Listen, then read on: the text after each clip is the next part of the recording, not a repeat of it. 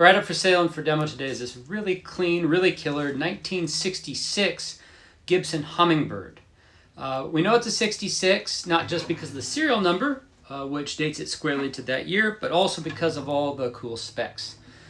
This serial number, as some have already mentioned who's messaged me, it comes up as either 1966 or 1969, which is very common. There's ranges of serial numbers that could come from both years. We know this isn't a 69 because of the specs. Essentially, there's no screwed-on pick guard. You got the label in the sound hole. A lot of 69s don't have that. There's no three-piece neck. The tuners there are still the earlier style.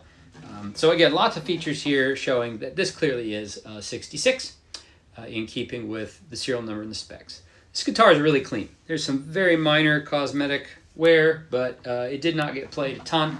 And again, it's very, very clean. Lovely maple, flaming maple back and sides to it. The guitar's had a bridge reglue and a setup. So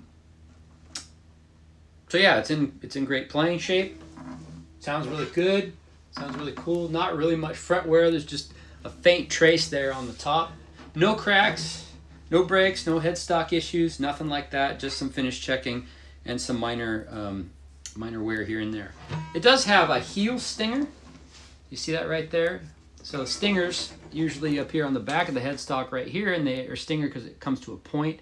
That's usually to cover up just kind of natural unsightliness in the wood.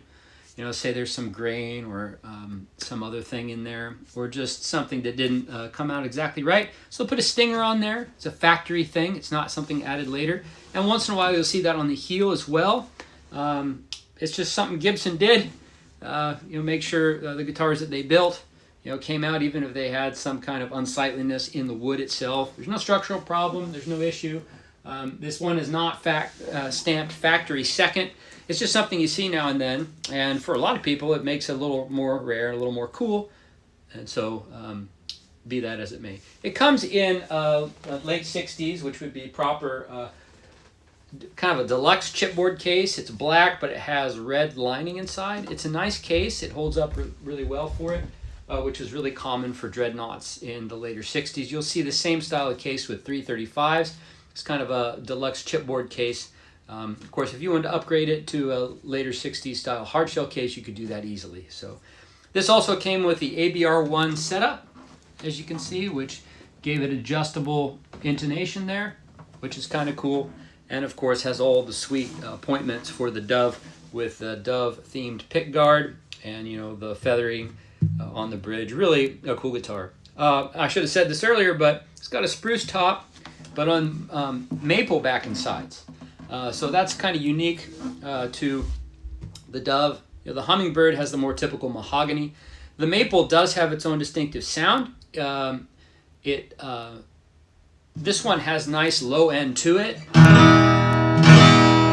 Sometimes they can sound a little more thinner. This one doesn't. It's got a nice, robust, full sound to it, and it really, I think, satisfies the ear. So anyway, that's a quick rundown of this 1966 Gibson Dove. Again, no deterioration on the pick guard. Looks pristine, which is really nice. A lot of these gas off. Best place for you to buy this guitar, if you've watched this far, is on my website, which is linked below in the YouTube channel. There you'll find the best price, and then additionally you won't get charged sales tax if you're outside Washington State at checkout. You need to be aware of the use tax laws in your state, but that's for you to handle. It's not me as an out-of-state small seller under their thresholds. I can ship it worldwide. However, I fill out all the forms properly, so make sure you're aware of that when you purchase. I don't lower value on forms. I got to do it right. Thanks for checking out this video. Hope you enjoyed it. Have a great day.